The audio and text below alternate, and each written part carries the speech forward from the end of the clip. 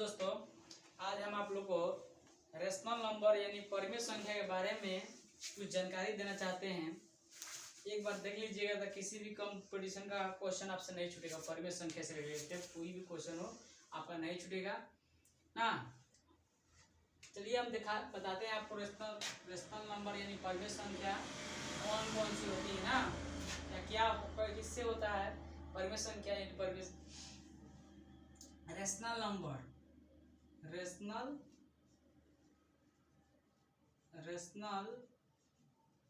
Number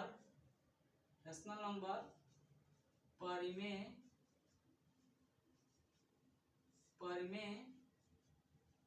संख्या यानी P बटा Q इक्वल टू नॉट 0 और P और Q दोनों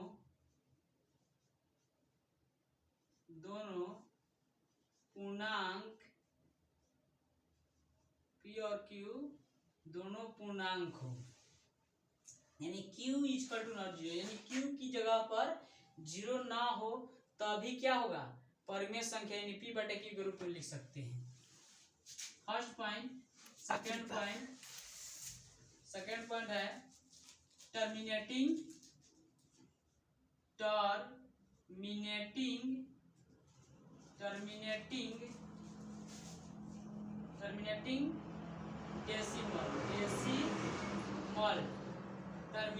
डेसिमल शांत दशमलव। कौन सा दशमलव? शांत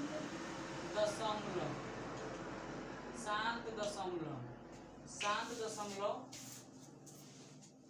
तीसरा होता है रिपीटिंग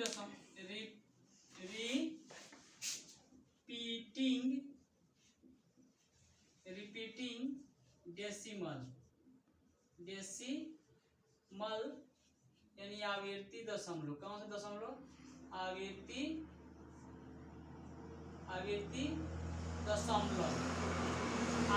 दशमलव होता है। कौन सा दशमलव होता है? आवृत्ति दशमलव। चौथा होता है नेचुरल नंबर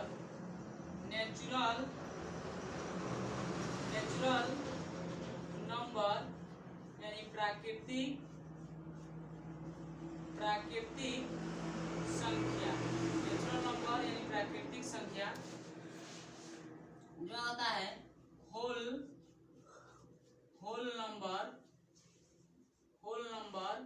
यानी पूर्ण संख्या। कौन सी संख्या? पूर्ण संख्या। और छठा होता है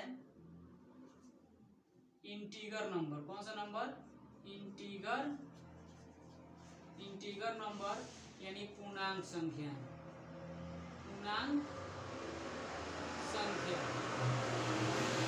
दोस्तों, यानी ये 6 जो होते हैं ये क्या होते हैं? परिमेय संख्या होते हैं और रेशनल नंबर में कहता है। सबसे पहले टर्मिनेटिंग डेसिमल यानी शांत दशमलव कौन सा होता है? जो कहीं ना कहीं संख्या क्या हुई इंड हो जाएगी, किसी न किसी दशमलव के बाद या में संख्या क्या होती है खत्म समाप्त हो जाती है। जैसे 1.25 यह क्या है? समाप्त हो गई। फिर मान लीजिए 0.05 ये क्या है? यानी समाप्त हो जाएगी। इसी तरह से जो संख्याएं होती है उन्हें हम टर्मिनेटिंग डेसिमल यानी शांत दशमलव टर्मिनेट हो जाती है यानी समाप्त हो जाती है। टर्मिनेट का मतलब होता है कि संख्या क्या है? टर्मिनेट का मतलब होता है संख्या समाप्त हो जाती है यानी किसी ने कभी ना कभी जाके क्या होगी खत्म हो जाएगी। होता है रिपीटिंग डेसिमल का मतलब होता है रिपीट यानी रिपीट हो रहा है, यानी कोई संख्या जब बार बार रिपीट होती है उसे रिपीटिंग डेसिमल बोलता है। जैसे मान लीजिए 1.2323 इस तरह से रिपीट हो रही है। क्या हो रही है? संख्या रिपीट हो रही है। दशमलव के बाद में क्या हो रही है? दशमलव के बाद में संख्या रिपीट हो रही है। क्या हो रही है? संख्या को रिपीट होती है। इस तरह हम संख्याओं को अपना बोलते हैं रिपीटिंग डेसिमल।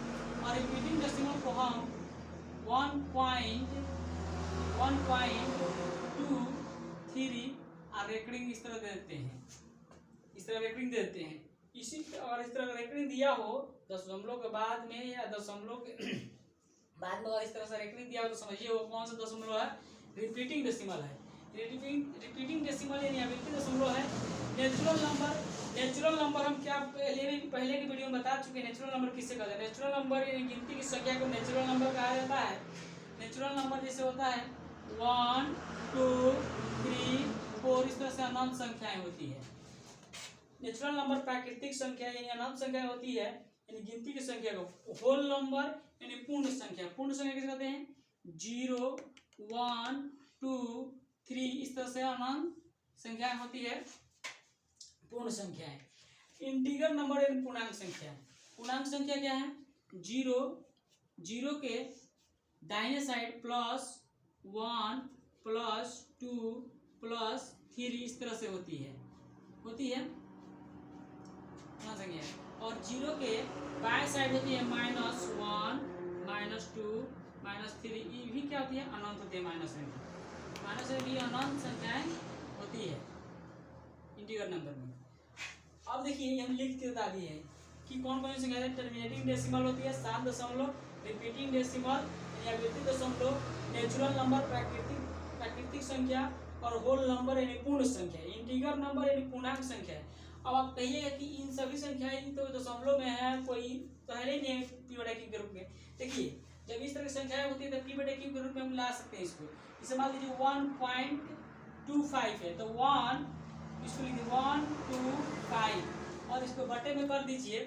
जितने अंक के बाद में दशमलव रहता है उससे 1 लगा करके दशमलव दे देते हैं। जितने अंक के बाद में दशमलव रहता है उतने 0 बैठा देते हैं। 2 अंक के बाद में दशमलव था तो 2 को 0 बैठा दिए। 1 लिख करके 2 को 0 बैठा दिए। यहाँ पे क्या है? यहाँ पे 1 अंक के बाद दशमलव होता है, क्या करेंगे 5 बटा में 1 दे देंगे। 1 अंक के बाद दशमलव था तो 1 को 0 बैठा देंगे। इस तरह से क्या होगा? ये p/q के रूप में दोनों चेंज हो गए। यानी इससे हम कह सकते हैं कि टर्मिनेटिंग डेसिमल 7 दशमलव क्या है? परमेय संख्या है। क्या हो सकती है? परमेय संख्या। अब रिपीटिंग डेसिमल यानी अविभाज्य दशमलव देखिए हम ऐसे संख्या लिखे हैं 1.23 पर रेकरिंग है। अब कहिए कि तो रेकरिंग वाला है तो कैसे दशमलव होगा? लेकिन देखिए इसको दशमलव p/q के रूप में हम कैसे चेंज करते हैं। देखिए सबसे पहले रेकरिंग वाला संख्या में अगर कुछ संख्या रहता है तो p/q के रूप में हम जितना है ना जी 1 प्लस आई, देखिए प्लस में इसलिए दिए हैं कि दशमलव के पहले 1 है। दशमलव के पहले क्या है? 1 है, इसलिए +1 प्लस दे दिए हैं। आइए 2 और 3 पर 2 23 अब बाटे में क्या करेंगे 99 लिख देंगे।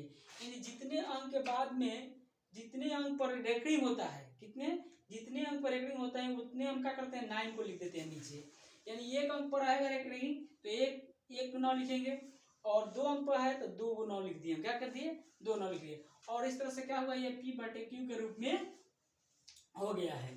अब देखिए प्राकृतिक संख्या नेचुरल नंबर प्राकृतिक संख्या हम बोले थे कि इसका प्राकृतिक संख्या क्या होती है? p/q के रूप में। जैसे मान लीजिए हम कुछ भी नहीं है तो हम जब कुछ भी नहीं रहता तो 1 लगाते हैं। क्या लगाते हैं? बटा में कर करके 1 लगा देते हैं। संख्या के नीचे 1 लगा देंगे तो क्या हो जाएगा? ये सब क्या हो गया? p/q के रूप में। इससे हम कह सकते हैं कि नेचुरल नंबर प्राकृतिक संख्या क्या होती है? परमेय संख्या होती है। क्या होती है? परमेय संख्या है नेचुरल नंबर। अब ये होल नंबर पूर्ण संख्या में 0 होती है और 0 में क्या करेंगे 1 लगा देंगे। ये 0 का है p/q के रूप में हो गया। और जब p/q के रूप में हो गया तो क्या हो गया? 0 एक परमेय संख्या है। क्या है? 0 एक परमेय संख्या है। इसी तरह से सभी में हम 1 लगा देंगे तो क्या हो जाएगा? ये p/q के रूप में हो गया। और p/q के फॉर्म में जो होता है वो क्या कौन संख्या कहलाती है? परमेय संख्या कहलाती है। यहाँ पे बताया थे इंटीगर नंबर एक पूर्णांक संख्या यानी 0 से दाहिने साइड प्लस में होती है, 0 से बाएं साइड माइनस में होती है। अगर हम इसके बटे में 1 लगा दें तो ये कौन संख्या हो जाएगी? p/q के रूप में हो जाएगी। बटा में 1 कर देंगे तो इसमें भी 0 है तो इसमें 1 लगा दीजिए और इसमें भी क्या कीजिए 1 लगा दीजिए। इसमें भी क्या होगी 1 लगा दीजिए। इस तरह से जब 1 लगा देंगे नीचे, जब कुछ भी नहीं रहता संख्या में, सिर्फ कुछ भी नहीं है, संख्या 5 है, चाहे मान लीजिए -7 है, क्या है -7 है, तो नहीं कुछ भी है तो क्या करें? बटा में 1 लगा देते हैं। क्या करते हैं? बटे में 1 लगा p/q के रूप में हो गया। क्या हो गया? p/q के रूप में। इसी तरह से क्या हो गया? p/q के रूप में हो गया है। क्या हो गया है? p/q के रूप में हो गया है। चलिए अब कुछ और संख्याओं को हम ध्यान देते हैं। जैसे मान लीजिए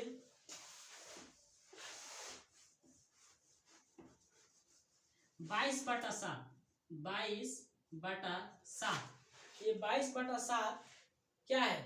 परिमेय संख्या है, रेशनल नंबर है। लेकिन पाई ये क्या है? अपरिमेय संख्या होती है। पाई होती है अपरिमेय संख्या। लेकिन देखिए √3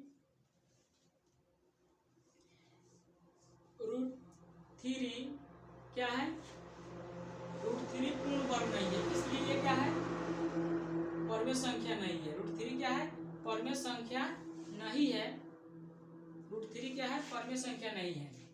√3 परिमेय संख्या होने के लिए इसे क्या होगा? रूट से बाहर आया, ये रूट से बाहर तो आया नहीं, यानी इसको हम परिमेय संख्या नहीं कहेंगे। क्या कहेंगे? √3 को, √3 परिमेय संख्या नहीं है। क्या है?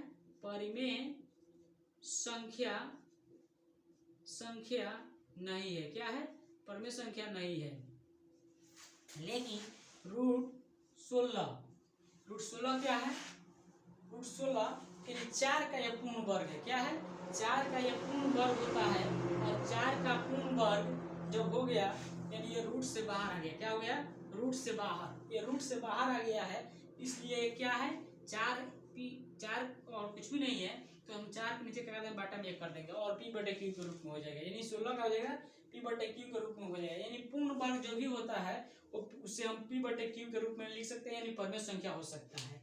और जिस संख्या का पूर्ण वर्ग नहीं होता वो p/q के रूप में नहीं लिखा जा सकता है, इसलिए वह परिमेय संख्या नहीं होती। परिमेय संख्या नहीं होती है।